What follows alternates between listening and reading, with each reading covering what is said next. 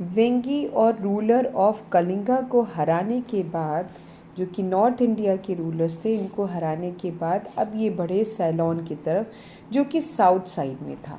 North में इन्होंने north western part of the Ganges को ऑक्यूपाई किया। उसके बाद इन्होंने राजेश्वरा टेम्पल बनाया, जो कि लॉर्ड शिवा को डेडिकेट किया हुआ था। ये तंजौर में था।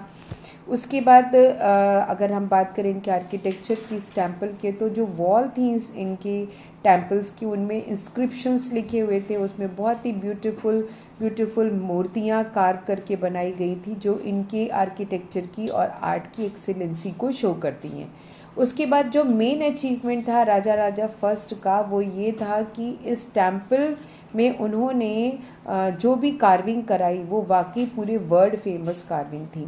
और इस रूलर के अंडर में जो पैरामाउंट पावर थी नॉर्थ इंडिया की, वो भी नॉर्थ इंडिया नहीं, साउथ इंडिया की, वो भी बहुत ज़्यादा फेमस हुई। ट्रेड बहुत ज़्यादा प्रॉस्परस था, क्योंकि कोस्टल एरियाज़ के क्षेत्रों को इन्होंने ऑक्यूपाई किया था। तो जो कोरामंडल कोस्ट एरियाज़ हैं, वहाँ से ये बिज़नेस करते थे। तो पूरे राज्य में बहुत ही प्रॉस्पेरिटी थी।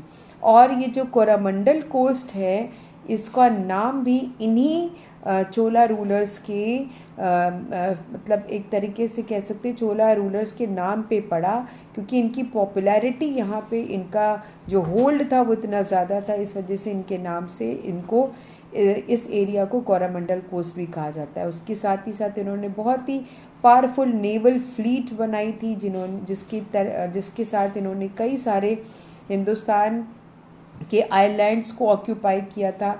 ओशंस, अरेबियन सी के आसपास जितने भी एरियाज़ थे, उनसे अपना ट्रेड रिलेशंस बनाया। और इनका ट्रेड रिलेशंस ईस्ट इंडीज़ से भी था। साथ ही साथ इनकी जो अचीवमेंट थी वो ये था कि बिकॉज ऑफ द ट्रेड इनका जो प्रॉस्पेरिटी थी वो पूरे विश्व विख्यात थी। उसके बाद नेक्स्ट चोला रूलर थे जिनका नाम राजेंद्र चोला था। अपने फादर की तरह राजेंद्र चोला भी बहुत ही ग्रेट और सक्सेसफुल रूलर साबित हुए। इन्होंने अपनी arms right up to central India और डिफीट किया कई सारे रूलर्स जो कि गोंडवाना के रूलर्स थे।